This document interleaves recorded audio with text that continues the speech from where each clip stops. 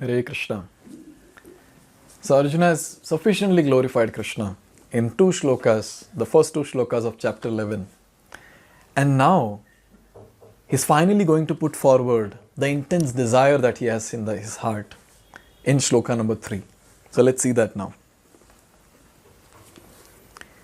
Evam etad yathatta tvam atmanam parameshvara drashtum ichhami te rupam aishwaram purushottama.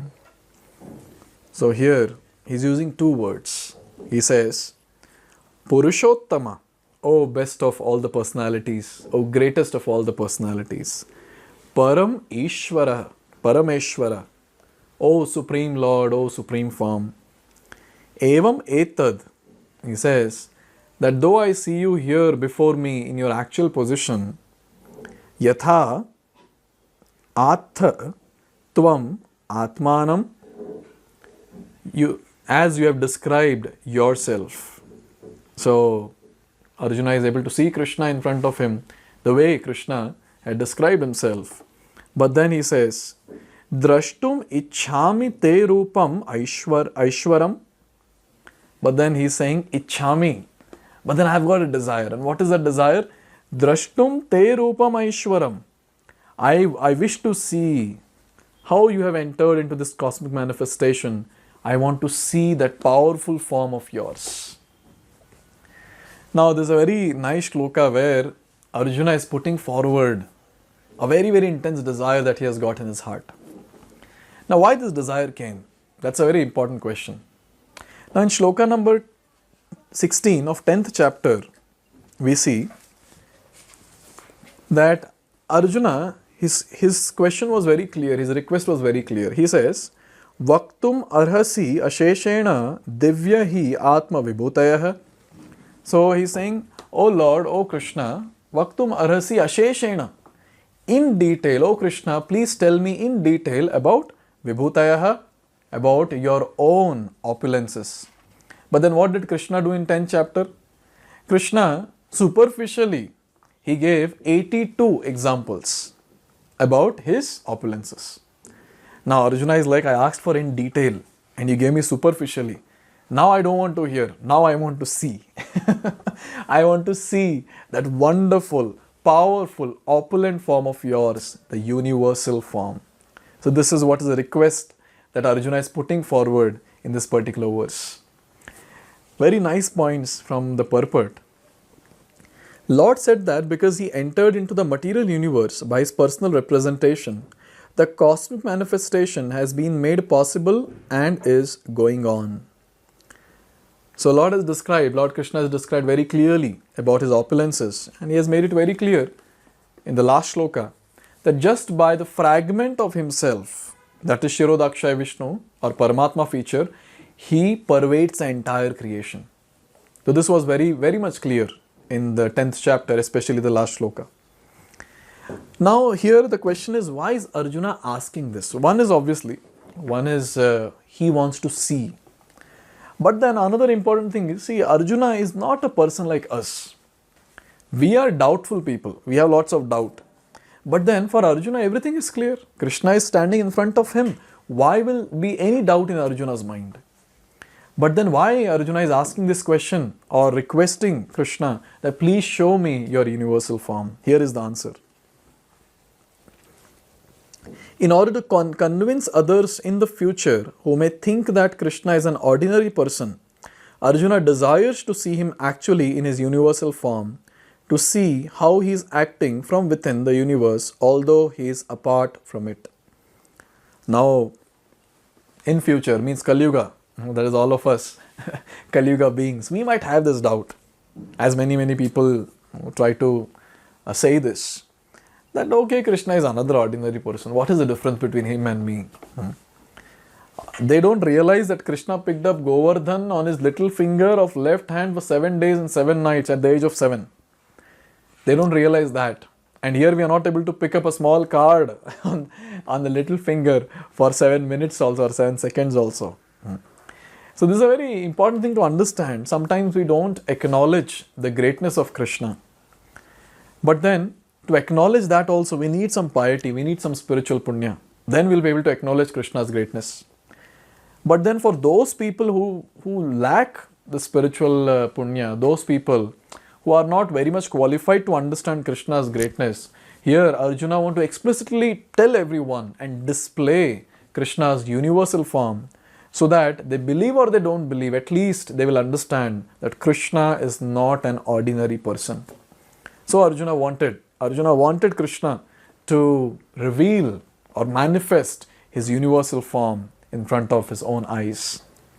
And another reason, very nice reason it is given, the second reason why Arjuna wanted to see Krishna's universal form, here it's given. That Arjuna did not have any personal desire for confirmation.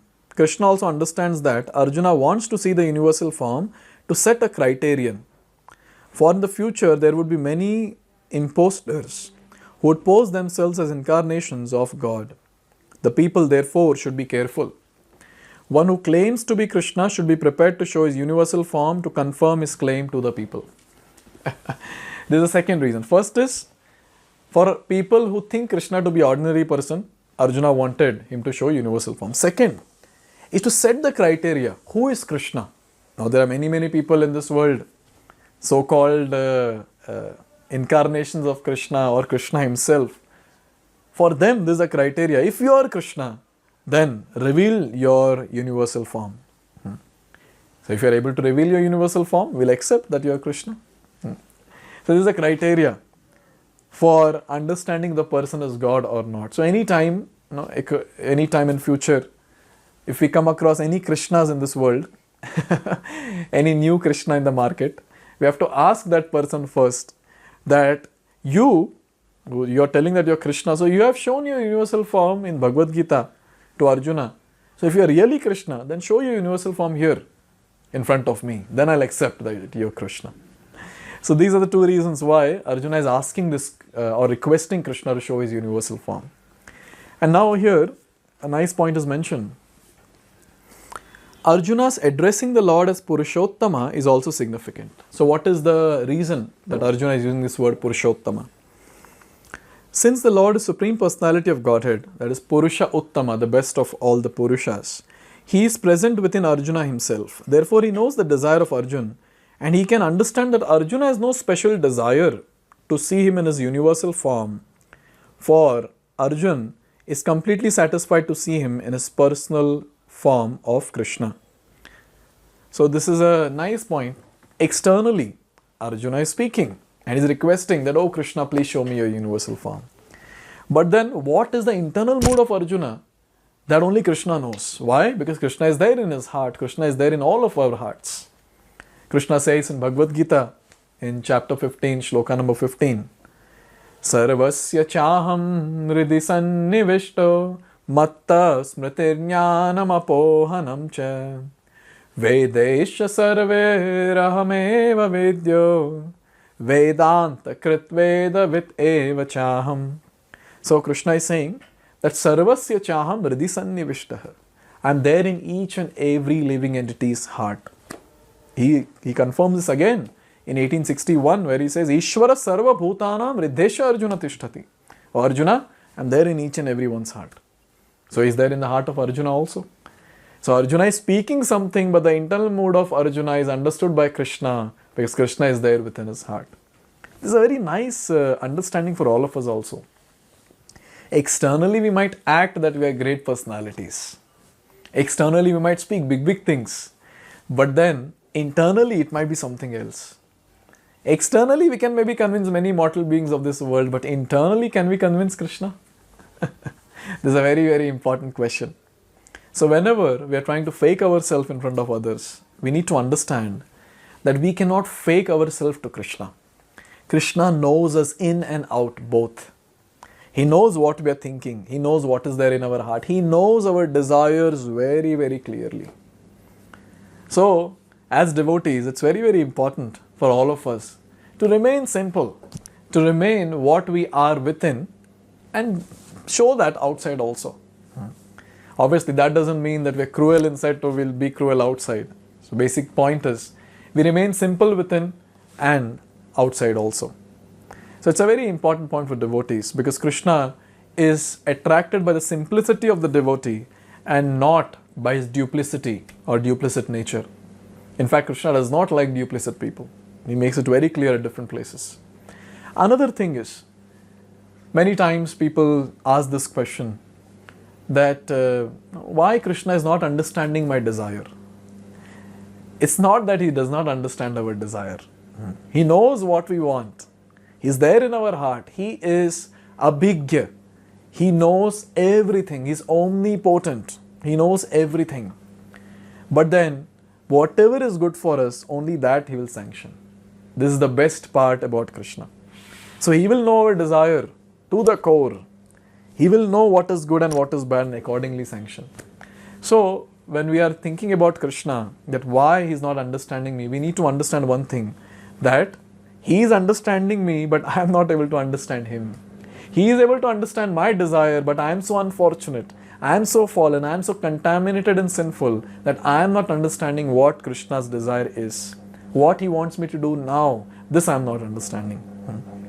But we are very fortunate that through this medium of Bhagavad Gita, we are able to understand what Krishna actually wants from all of us.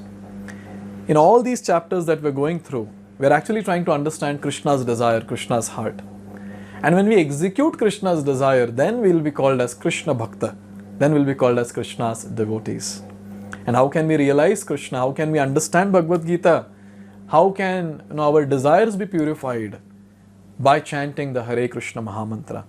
Hare Krishna, Krishna Krishna, Hare Hare, Hare Ram, Ram Ram, Hare Hare.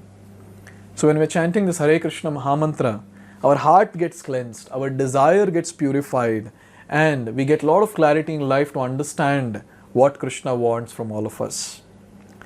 So now this is the request that Arjuna has posted in front of Krishna.